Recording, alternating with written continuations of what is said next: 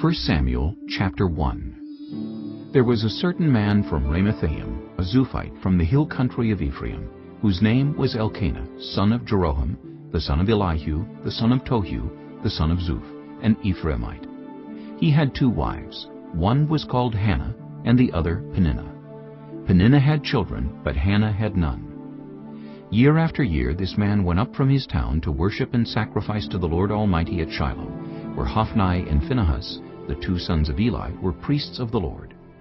Whenever the day came for Elkanah to sacrifice, he would give portions of the meat to his wife Peninnah and to all her sons and daughters. But to Hannah he gave a double portion, because he loved her, and the Lord had closed her womb. Because the Lord had closed Hannah's womb, her rival kept provoking her in order to irritate her. This went on year after year. Whenever Hannah went up to the house of the Lord, her rival provoked her till she wept and would not eat. Her husband Elkanah would say to her, "Hannah, why are you weeping? Why don't you eat? Why are you downhearted?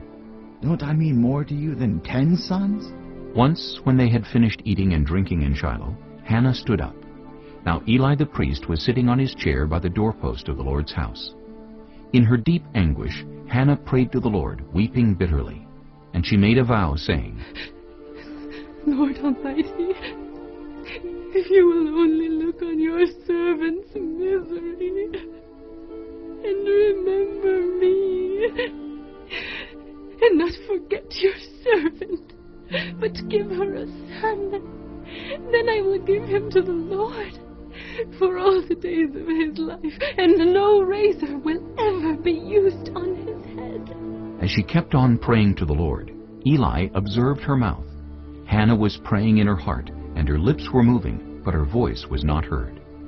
Eli thought she was drunk and said to her, "How long are you going to stay drunk?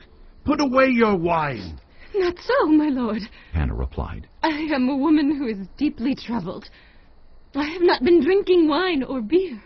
I was pouring out my soul to the Lord. Do not take your servant for a wicked woman. I have been praying here out of my great anguish and grief." Eli answered, "Go in peace, and may the God of Israel grant you what you have asked of him." She said, "May your servant find favor in your eyes." Then she went her way and ate something, and her face was no longer downcast. Early the next morning they arose and worshipped before the Lord, and then went back to their home at Ramah. Elkanah made love to his wife Hannah, and the Lord remembered her. So in the course of time Hannah became pregnant and gave birth to a son. She named him Samuel, saying, "Because I asked the Lord for him." When her husband Elkanah went up with all his family to offer the annual sacrifice to the Lord and to fulfill his vow, Hannah did not go.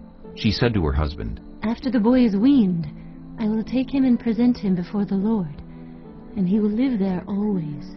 "Do what seems best to you," her husband Elkanah told her. "Stay here until you have weaned him. Only may the Lord make good his word." So the woman stayed at home and nursed her son until she had weaned him.